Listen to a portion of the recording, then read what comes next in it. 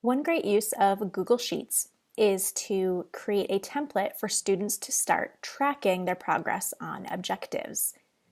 So here we have a sample objective tracker, and you can see that I have a spot for each unit.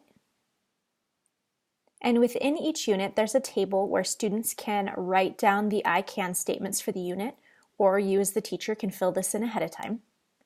There are date columns for the different dates of assessments, and these can be, you can do all formative assessments, more formal formative assessments, it's up to you. And then a column for end of unit, and this is where students will indicate the most recent score they've gotten for each standard.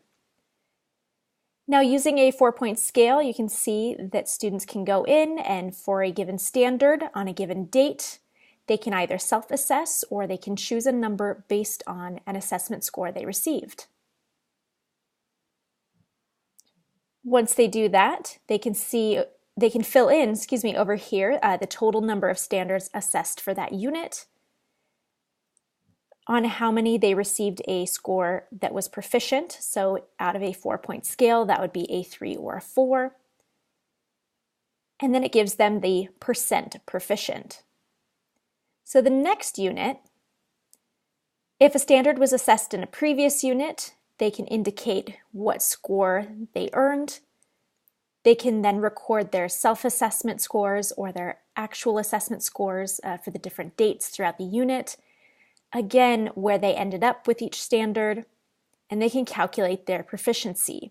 So notice there's no number here because I have used a formula so that the tracker will come up with the percentage itself. So for example, if in Unit 2 we are assessing 6 standards and the student has reached proficiency on 5 of them, notice that it automatically does the math, 83% proficient.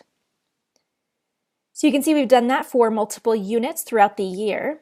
And then down at the bottom here, I have a little table that records their percent proficient for each unit. Now we can see here with Unit 5 that we get an error message. That's because I'm using the formula equals M64.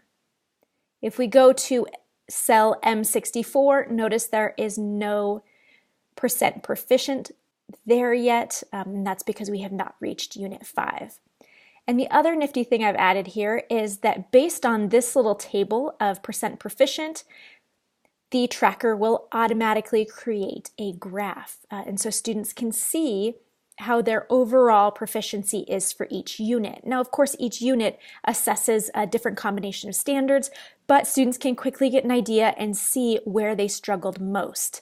And then within the unit, of course, they can also use that color coding to find the red and the yellow and again see which standards within that unit they struggled most on. And so this can help really target students studying, right? They can target the standards on which they have earned only a 1 or a 2, and they can also, for final or cumulative exams, they can focus on the units that gave them the most trouble.